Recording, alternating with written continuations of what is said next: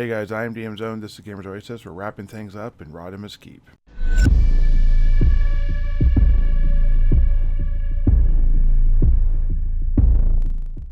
Okay guys, so in this campaign so far, it started out as, hey, we need to go do this mission and then to just secure the top and to go ahead and fortify this area, hold it for a week. We'll get soldiers, we'll allow you to dive down deeper into the dungeon, supported, very new person friendly to the type of game, type of thing. And it allows you to go deeper into it and have a place to return to. It's not half a day away. The biggest thing the party had to trade was time.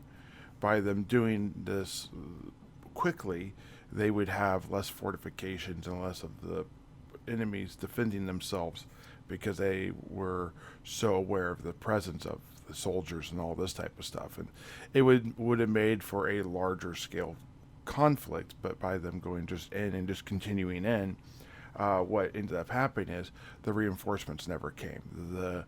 The other people that were supposed to be there never got there. The ogre that would eventually show up and have a big epic battle with the soldiers that the party would take a part of and that type of stuff. A band of like orcs with an ogre would have showed up and that type of stuff. And that never happened, which is great.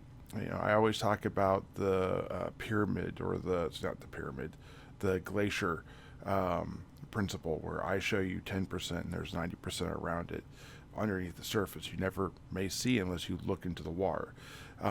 And you know, that's the way I build my worlds and my modules and that type of stuff, and I think that's great. I'm used to it, I should say. So anyways, the party clears out the first level. They don't pause at all. They just immediately start going down into it. They ran into some zombies and some skeletons and some ghouls and some more thools and this type of stuff. And they really start to get the best of the what they're running it with, the fight and all this type of stuff. And they retreat a couple times. It was a little much. They went back into it again. They dove down unexpectedly and ended up facing two were-rats that came to defend each other because they heard the commotion that was down beyond the crypt. I refer to that area as beyond the sewers, because essentially the crypts were the sewer. So you have the crypts, and then below the crypts you actually had where the sewer was, which was also where the fresh water was. But, and I'll get into this now because this won't be something that the party has to worry about in the future. The sewers were designed to push the water away from the freshwater reservoir that was also down there, and they never got to that. So all the water, the sewage water, was pushed down different exits to disperse how much was actually there to a very little amount. One of the ways has been kind of collapsed and doesn't really work a whole lot anymore, and that's to the northwest. The west to southwest, there's an actual stream that goes down where the guard refuge and all that type of stuff, the keep refuge would go down.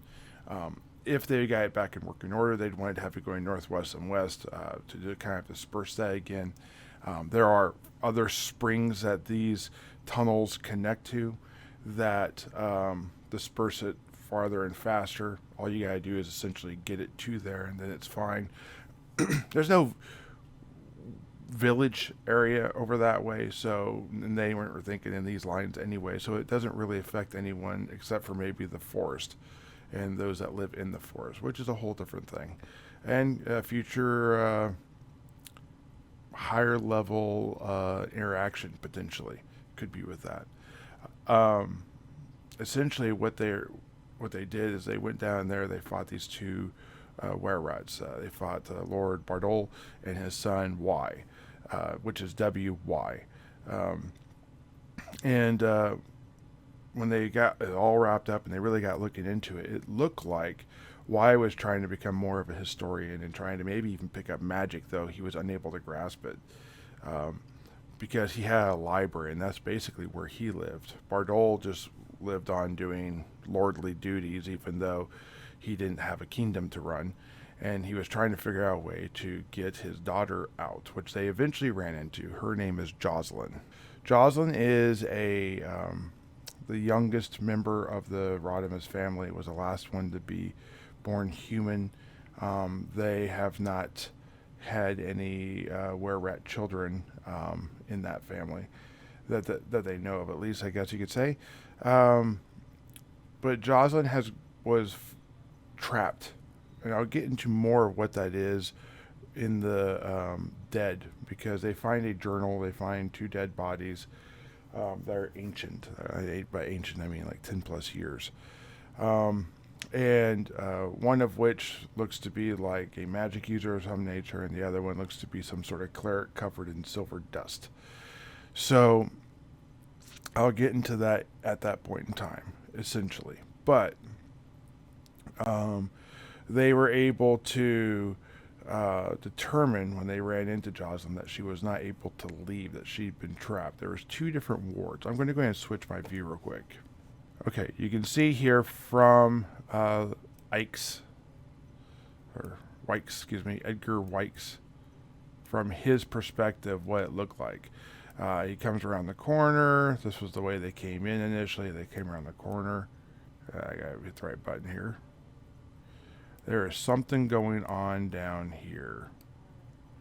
There's a door. That river's not actually purple. It just has to do with the fact he doesn't have a light source. Let me give him a light source real quick. There we go. I like a lamp. All right, let's come back here. All right, so over here, you can see that there's rock piles, and each one of these rock piles have been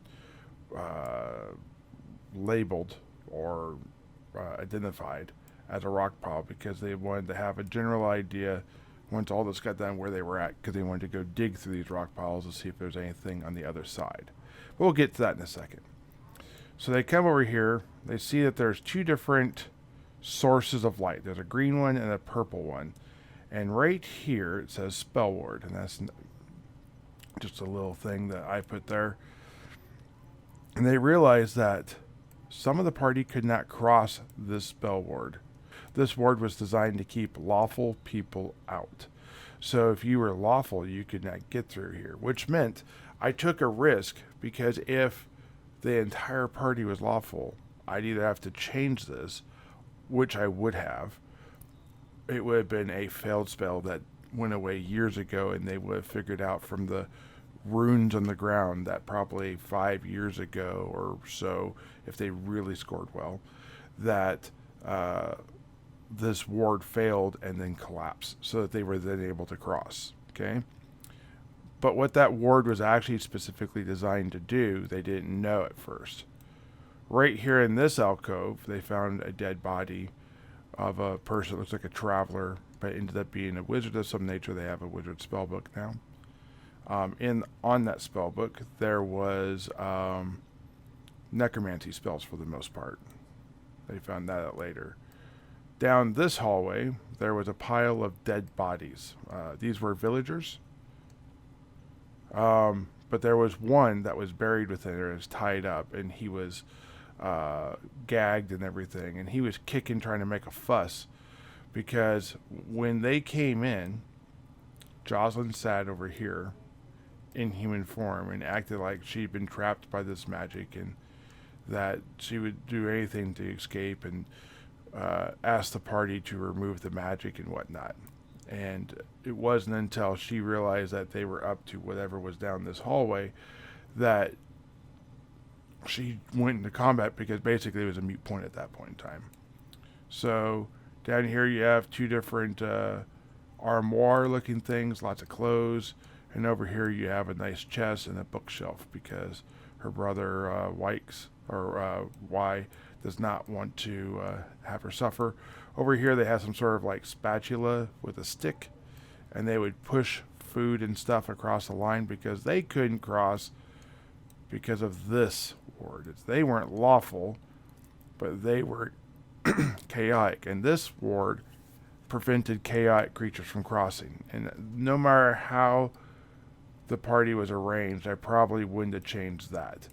If the party was completely chaotic, then what would have happened is they would have run into someone that said they were a were-rat and were unable to leave, and if they could find a way to remove it, she would work with them. So essentially they would have a were-rat join their party if they had not killed the entire other family, which is a possibility of that too. If they had, then they would have just probably left this tormented girl here to starve into a wither because she's a were-rat. She wouldn't actually die from starvation. It would just be a horrendous thing. Or they could turn her into the priests or whatever because they're chaotic, and they probably get some sort of handsome reward. Okay. So this here is what it was. So neutral people could enter. If the party was all lawful, I would have that ward failed. Chaotic creatures could not enter or leave. And if you look at the light radius, all right. So if you look over here, the way I described this is, she tried to escape and to dig out. The tunnel's going up and it's going at an angle, and she just couldn't get away from this green light. At the edge of the green light, she was unable to cross it. I'll get into what happened to the necromancer, and over here where the X is, there was a cleric that was covered in silver dust. It looks like component type silver dust. And I'll get into what that specifically was. These marks next to the chests are the armoires, and the books are just saying that the party has eluded that. That's another thing I tend to do. So the party knows at a glance that they eluded it. Let me go ahead and give you a little bit of perspective. Most, like these long ones over here, are going to be the bookshelves. Over here is going to be a cave-in. Over here is more rocks. Cave-in, cave-in, cave-in, cave-in, cave-in. And there's a cave-in over here.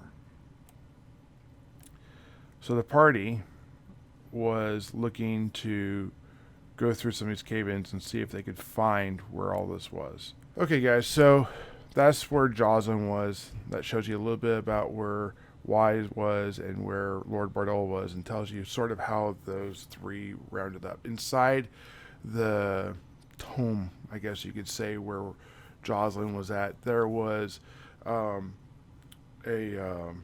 drawing on the wall that had been done in blood.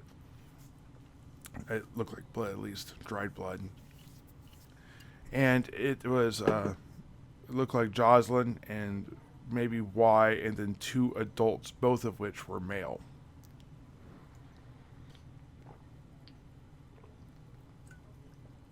So one kind of looked like Bardol. The other one was bigger, looked like a little bit more muscular, a little older maybe, but it really didn't have the full details you'd hope. And you don't necessarily know who that one is. The journal that was found on the priest was extremely valuable. I'll go into that later. His name is Tyrer, Tyrer, Wildmund, Wildmund, and he's a pinnacle figure from a time before, and that has a lot of importance to certain people. So this kind of pays it forward, wraps up some stuff. That story is not done, as the party will find out, and we'll go from there. So this wraps up essentially all of the things. They have found essentially 100% of the crypt. They have found essentially 100% of the areas for the entrance level. No, that's not true. They found about probably 70% of the areas for the entrance level. There was a whole separate tower that will now be occupied. And then there was the bridge above the west tower that connected the east tower. And there was that room over there. And the only reason why it took up 30%, probably 20%, was the fact there were 9 more rooms over there that were empty that they could have actually stayed in, if they could have figured out a way in. And the way in would be to climb in through the top and then um, post guard, essentially looking at the roof, because the doors to it were so collapsed and rubble filled that literally only rats would have been able to come through, which, with were rats is a problem, but it would have kept all the undead and goblins away. So there was that. The other thing is that up in the bridge area between the two areas, there was the gate keep the gatekeeper, essentially. He had a title. I think he was a noble or a sir, a knight.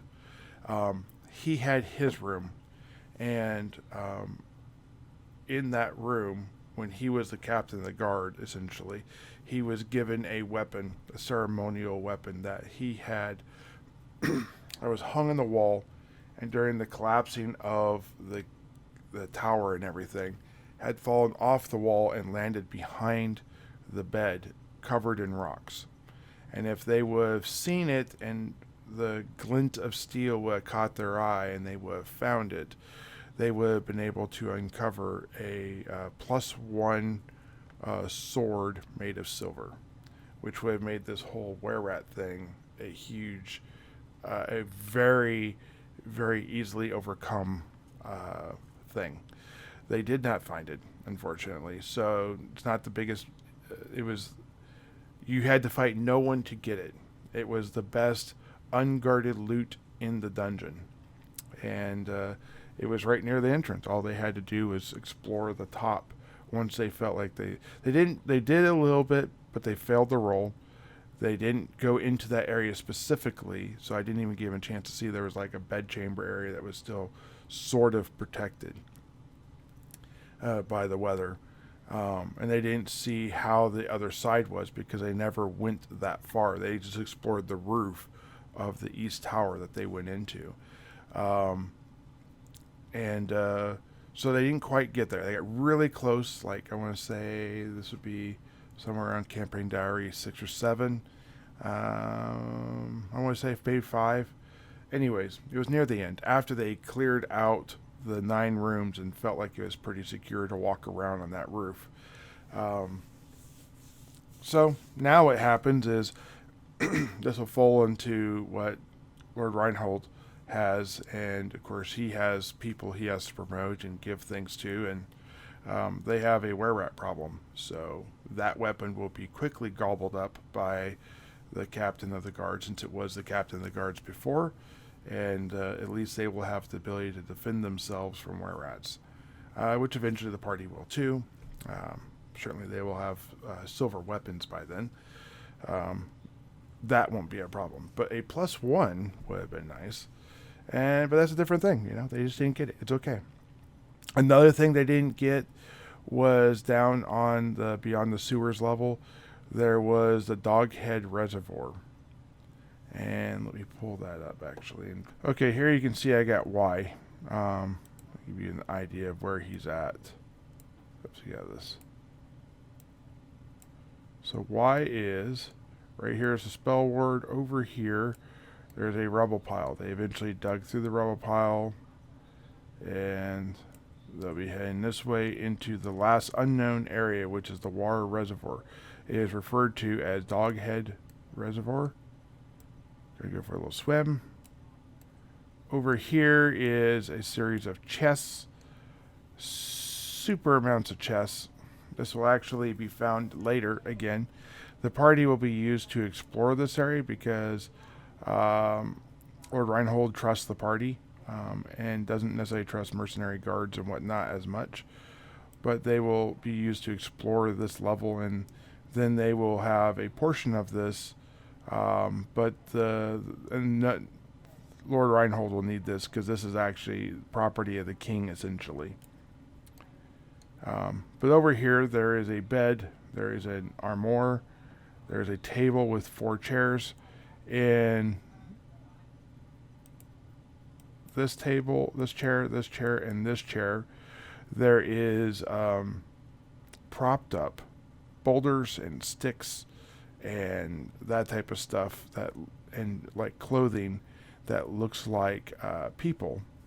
Um, and when you get there, there is a character who refers to himself as Goblin, um, and he is the Rodemus accountant, and he essentially has kept all their assorted affairs in here, and he's very meticulous. Each one of these chests has a certain type of coin in it. Some of them are duplicated. So in this case, you have the outside wall here being copper and then silver, and then he has electrum and he has gold. And these chests are not as full, and there's literally copper laying around here, but he pays in silver. So he's trying to get rid of silver as much as possible because it doesn't do the Rodemus family any good to have silver, because they're basically all were rats. Then these two chests you have platinum, and they're not full either, but this is the plan of whenever they would do that, that would be his system. And of course he sleeps very humbly over here. He gets water as he needs it because right there's the reservoir. Food is brought to him.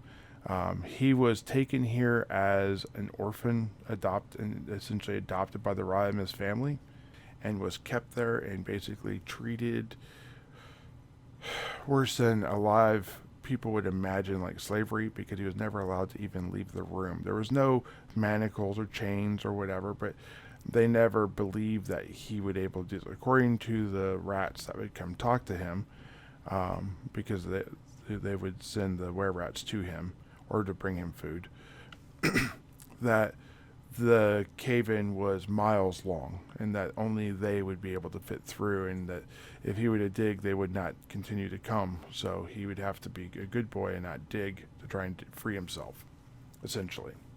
All this is not true. It's only 5 foot deep, but they also figured once he was unable to get out that he would stop trying. Just like a elephant is put a huge chain on an elephant when he's a baby, so that he never tries to break free when he's an adult, and he could actually break that chain. And they put a smaller chain on when he's an adult, because then it's easier for the handlers to actually handle. So anyways, this is the cleanup of Rodemus Keep. After this, the actual physical cleanup will happen, but they're going to go through set guards. There's several ways in and out of this keep. They're going to explore where they actually go to see if they're better or worse, find out where these additional springs are to the west, probably have some encounters. If I rerun Rodemus Keep, all of that will become missions or quests that I will send the party on. This party is 2nd to 3rd level now, and BX has a pretty substantial gain of XP in one little area. So they're going to actually be moving on. Before we go to Keep in the Borderland, which will be our new direction, we're going to be wrapping things up further. So look for my next video, which is going to be the missing villagers. These will be the living, and then after that I'll have the missing villagers, the dead. And then after that, I'm going to have the missing villagers, the justice, or missing villagers, the justice. And what that is, that's going to be the actual trial and the outcome of the Rodemus family, and what happens with Bardol and Y, who have been captured, and what they're going to do with the priests and all these type of things, and what's coming to Abcis and what's leaving Abcis, and the send-off, the gifts, I guess you could say, from the local villagers, or the hatred maybe, or dislike towards the party, if there is any of that, will all be resolved in the next 3 videos, which I'm going to do every week on Wednesdays from here out. So hopefully you'll get a good idea of what's going on, and then after that I'm going to be doing probably a week's space. So I'm actually going to take a couple weeks probably to prepare Keep in the Borderland, and get new party members, because we're kind of running low at the end of this one. I would like to have more, and I think keeping the Borderlands is something that people are going to want to do. So if this is something you're interested in, reach out to me. I'd much rather have a viewer play on Wednesday nights at 8 p.m. Central Time than go find people on Facebook and whatnot. Because I think if you've watched these videos and you're invested and you're going to already know what has gone on so far. But anyways, if you got value of this, please make sure you hit that like button. It helps the algorithm a lot, gets this video out to more people. If you haven't subscribed yet, you might take this opportunity to go ahead and subscribe, as we're going to be doing a lot more in this, and I'll be talking about my Temple of Elemental Evil, which will be running first edition. Thank you guys. Hope you guys enjoy it. Keep rolling those dice. Bye.